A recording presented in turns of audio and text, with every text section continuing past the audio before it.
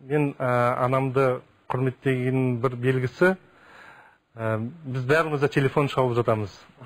Мен мысалға мамама телефон шалса, мен кем дегенде бір жарты сағат сөйлесетін шығармыз. Мен жай бір 5 минут немесе 2 минут телефон шалып, онымен шектеле алмаймын. Мен оған әдейі уақыт бөлемін.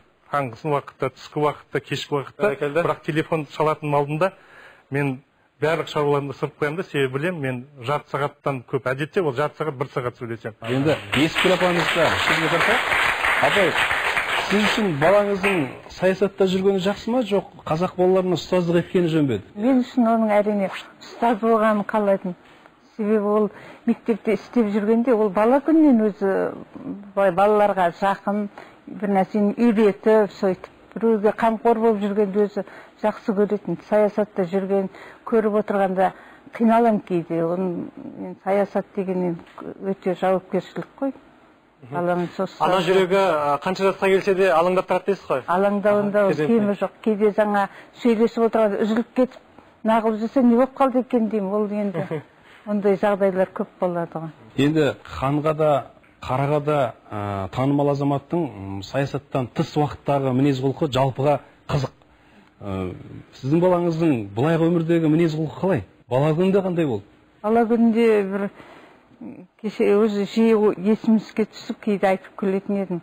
Өзі өте бір не болды? Ерке өсті, балалардың бәрі ерке болды. Әкесі еш уақытта балаларға ұрсып, былай қатты сөйлемейді, тек қатты айтқан сөз, ой сауатсыз. Не қарап жүрсің сен ана деп сөйтеді маған, үйдегі тәрбиесін бәрін маған. Содан бұл 6 жасында бұрын 7 жасына барады ғой. Бұл 6 жасына мектепке октябрь айында, ол уақытта қазақ мектебі Ақтөбе қаласында 2-ақ еді. 6-шы мектеп шақыртып қоймады. Мен енді ауырлау болады, алып кетем айт деп едім. Жоқ, ана ағалар жақсы оқиды дегеннен кейін бердік жаңа мектепке. Содан әліппен енді октябрьдің аяғында бастаған бала алып кетем айт жаңа ағалар. Бір күн екеуміз кешкісін отырып алып оқимыз, бәрін жинастырып қойды.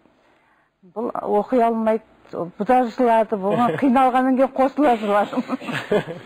Содан әке папасы айтады, жарар мейлі жатып демалсын. Азар болса 1-ші классы 2 жыл отырады, енді ұрса дейді. Қиналғаны соншалық баласын.